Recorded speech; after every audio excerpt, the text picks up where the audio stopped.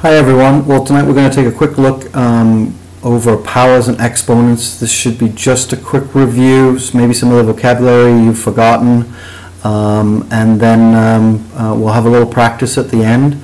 And then your second video tonight will be on square roots and how we call them radicals. So we'll make these about 6 or 7 minutes each, just brief enough to get you an overview, and then we'll do a little bit more in class. So let's get started right now, okay? Okay, so power and exponents.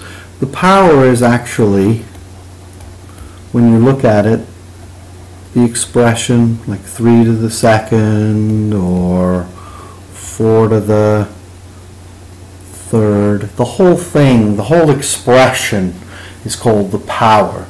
The parts to the power is the base. So in this example, the base here is 3 and the base here is 4. And the exponent itself, in this particular case the exponent is 2, and in this particular case the exponent is 3.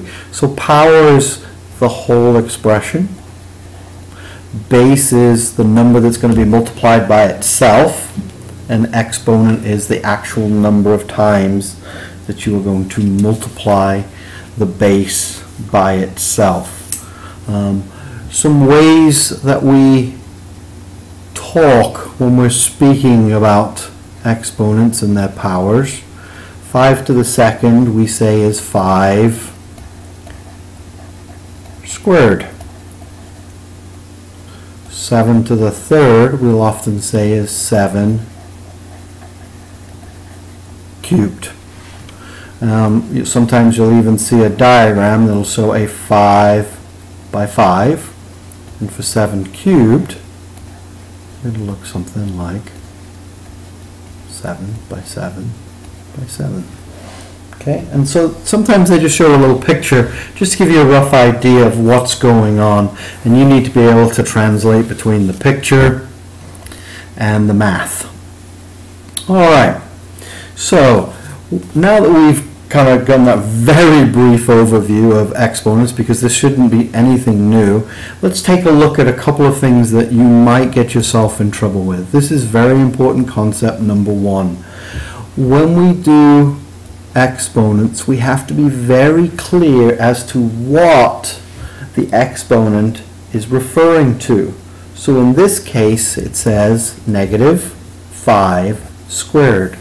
Well, the base here is actually 5. So it is saying negative 5 times 5, but because we multiply it by itself, so 5 times 5, what is the negative saying? Well, it's really like a negative 1. So it says negative 1 times 5 times 5 equals negative 25. Well, if they wanted us to multiply the negative 5 by itself twice, how would they write that? Well, they would actually have to put the base inside parentheses when it's a negative number. And this says I want to multiply negative 5 times negative 5, and I want to do that how many times? 2 times. And negative times a negative is a positive. So if the base is not in parentheses, then they are just referring to the number itself, not the negative sign. Please, that is very important. You will get yourself into a lot of trouble if you do not follow that rule. Let's take a look at one more example there. This says I want to multiply negative 2 by itself 3 times. Negative times a negative is a positive, so this gives me positive 4. Positive 4 times negative gives me a negative. 4 times 2 is 8. Now, I'd like to show you a little bit of a shortcut. If this number here is odd, then you will always end up with a negative answer. If your exponent is even, your answer will always be positive. Why don't you try that out, check it out, see if I'm telling the truth. But that's a shortcut, and it most probably makes a lot of sense. Negative times a negative is a positive, that's two numbers. Positive times a negative is a negative, that's an odd number. When we multiply by a negative again, we'll end up with a positive. Okay. So what I'd like you to do now is practice by pausing the video, and I'd like you to do these 4 problems very quickly. So we have these 4 problems, and I want you to pause the video. So, did you get it right? If not, go back and take a look at the last few things we just talked about, because like I said, that's a very important concept, and it's one that will come back to haunt you if you don't have it down correctly.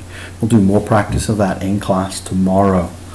Alright, well, what happens when we have a dreaded fraction with an exponent? Well, really, there's not a whole lot to worry about.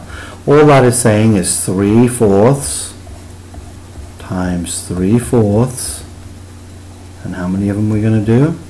Well, the exponent is 3, so 3/4 times 3/4 times 3/4. 3 times 3 is 9, 9 times 3 is 27, 4 times 4 is 16, 16 times 4 is 64. As long as we remember how to multiply our fractions, numerator times numerator, denominator times denominator, that shouldn't be an issue.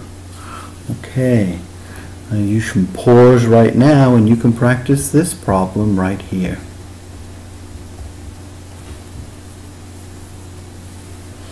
Did you get the answer right? 4/81. Well done. One more thing they may give you is they may actually do things in reverse. They may say the power is 64. Remember, we just said that was the expression, right? And they may tell you that the base is 8, but they didn't give us the exponent. So we know that it's 8 to something equals 64. So how many times would you have to multiply 8 by itself in order to get to 64? Well, that's easy once we look at it. 8 squared equals 64. So they may give you a couple of problems like that. All you have to do is really think through and take a look. Maybe one with the base is -3 and the power is 81. Okay, well, what times itself will equal 81? Well, first of all, my answer is positive, so will my exponent be even or odd? Correct, our exponent will be even. So now it's just a matter of a little bit of a guess and check. And as you do the math, hopefully you'll figure out that we're looking for the answer 4. Okay, well, this will end this short video. There'll be a short quiz on this combined with the other one. And find the other video, click on that, and we'll talk a little bit about square roots. Goodbye.